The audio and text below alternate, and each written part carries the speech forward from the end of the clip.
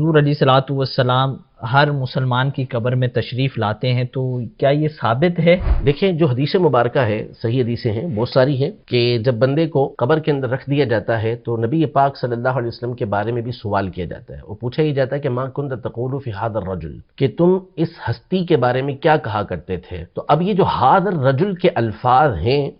تو ھذا یہ اس میں اشارہ کہلاتا ہے، عربی گرامر کے مطابق یہ اس میں اشارہ ہے، جس کا مطلب ہوتا ہے کہ آپ قریب کی چیز کی طرف اشارہ کر رہے ہیں کہ یہ اگر دور ہوگا تو اس کے لیے آپ ذالکا بولیں گے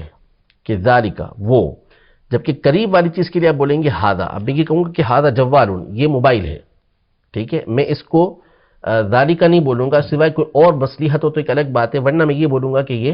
موبائل ہے۔ اسی طرح دور کوئی چیز ہے تو میں اس کو کہوں گا کہ مثال کے طور پہ یہ دروازہ ہے، ذالک بابن، تو میں یوں کہوں گا، یہ ھذا بابن نہیں کہوں گا میں، جب دور دروازہ ہے تو اس کو۔ تو اب یہ جو ھذا الرجل کے الفاظ ہیں نا، اس سے علماء نے استدلال کیا کہ اس کا سیدھا سیدھا مطلب یہ ہوا کہ نبی پاک صلی اللہ تعالیٰ علیہ وآلہ وسلم قریب موجود ہوں گے، اور یہ ابھی کا استدلال نہیں ہے، یہ امام ابن ابی جبرہ رحمۃ اللہ تعالیٰ علیہ جو 6 صدی ہجری کے بزرگ ہیں